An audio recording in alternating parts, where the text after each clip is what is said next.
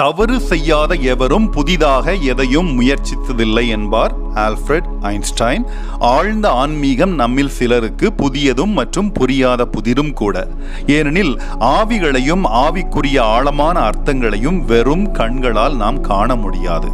அப்படியானால் நமது ஆன்மீக நிலையையும் விசுவாசத்தையும் எவ்வாறு உயர்த்த முடியும்? இயேசுவின் சீடரான தோமா இயேசுவின் மரணத்திற்கு பிறகான உயிர்த்தெழுதலை முதலில் நம்பவில்லை. அவரின் காயங்களில் தன் கைகளை வைத்தால்தான் நம்புவேன் என்றார்.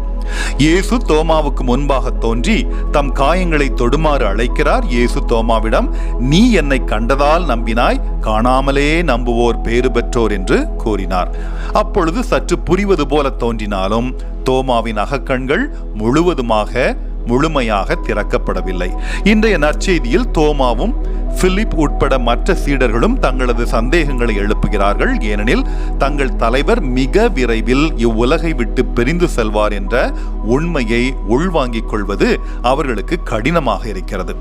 இயேசு அவர்களுக்கு பயிற்சி அளித்து அன்பு, சமாதானம், மன்னிப்பு, இரக்கம் ஆகியவற்றை போதித்து அவர்களுடைய தியாக பயணம் இந்த உலகில் முடிந்தவுடன் அவர்கள் விண்ணுலகில் தமக்கு அருகிலேயே இருப்பார்கள் என்று வாக்குறுதி அளித்த போதிலும் ஆன்மீக ரீதியாக இயேசு எப்போதும் தங்களுடன் இருப்பார் என்பதை ஏற்றுக்கொள்ளும் அகக்கண்களை வளர்த்து கொள்ள சீடர்கள் மிகவும் சிரமப்படுகிறார்கள்.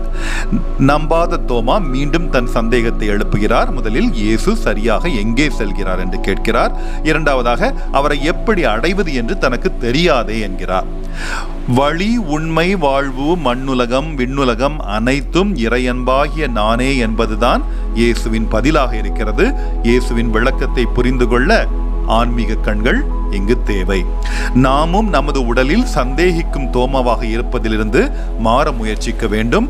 பௌதீக உடல்கள் பெரும்பாலும் பாவம், வெறுப்பு, பொறாமை, தேவையற்ற ஆசை, காமம், போதை, மன வருத்தம், வலி போன்றவற்றின் காயங்களை தேக்கிக் கொள்கின்றன. நமது ஆன்மா மற்றும் ஆவியின் ஆற்றலை உயர்த்தக்கூடிய ஆன்மீக உடல்களை நாம் பெற வேண்டும். அப்பொழுதுதான் நமது சொந்த பௌதீக உடல்களில் நாம் மிகவும் மகிழ்ச்சியாக உணர்வோம். இவ்வுலகில் நாம் செல்ல வேண்டிய இடங்களுக்கான வழிகளை அறிய வெறும் கூகுள் மேப்பை பயன்படுத்துவதோடு நின்று விடாமல் பாவத்தன்மையிலிருந்து நாம் மீள்வதற்கான வழியை வகுத்து தரவும், நாம் செய்யும் அனைத்திலும் நிலையான மகிழ்ச்சியை நோக்கி நம்மை வழி நடத்தவும் உண்மையும் உயிருமான இயேசுவிடம் நாம் உதவி கோர வேண்டும். அப்பொழுது மட்டுமே இறுதி இலக்கை நாம் சென்றடைவோம். ஜெபியுங்கள். ஆமேன். அல்லேலூயா.